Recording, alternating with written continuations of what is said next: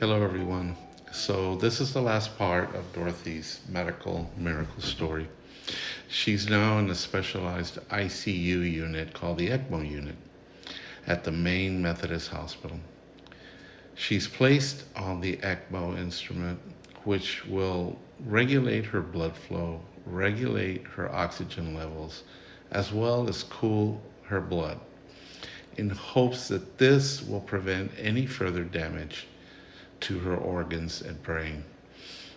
And after being on this instrument for almost a week now, an awesome nurse named Blanca and I noticed some slight movement in her fingers.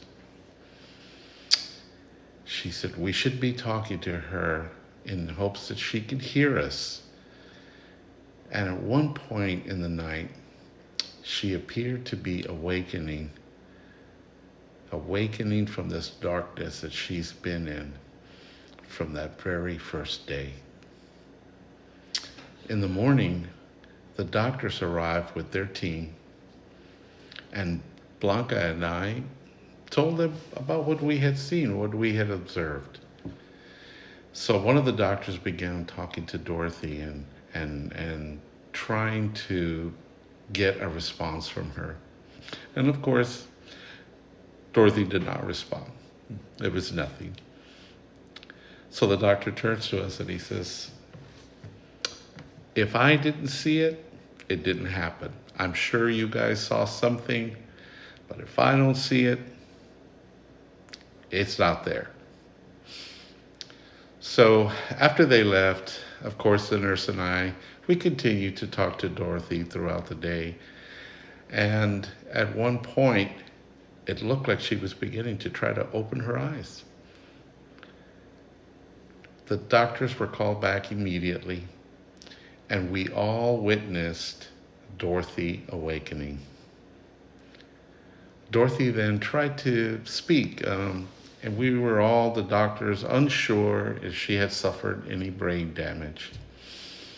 The doctors listened intently, and then Dorothy asked, "What day is this?" And someone said, "Today is Saturday." And then this troubled look comes over her face, and she says, "Oh no, I was supposed to call Pierre on Friday." Everyone in the room looked at me, and someone said, "Who's Pierre?"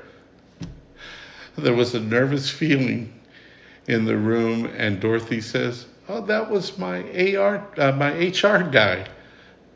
I was supposed to report to him every Friday after my shoulder surgery." And then the doctor said, "Well, I guess that answers the question about whether she sustained any brain damage or not." And for the first time in many, many days, there was laughter in the room. After a few days, she was moved out of the unit and then eventually released back to Northeast, where she began her rehab. And after 20 days of this ordeal, Dorothy was released back home to us on October 23rd, which happened to be my birthday.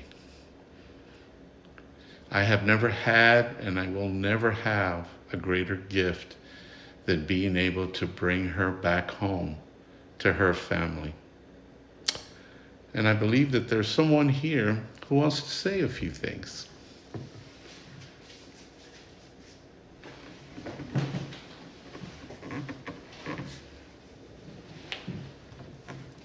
Hello, everyone.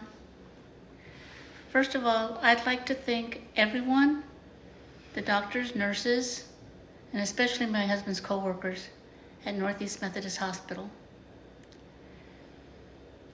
If those doctors and nurses hadn't been there at that time, I don't know, maybe I wouldn't be here, but I am. And then also, I'd like to thank the nurses and the doctors and the ECMO team at Maine Methodist Hospital as well. I truly believe that the power of prayer is the only reason why I'm here today.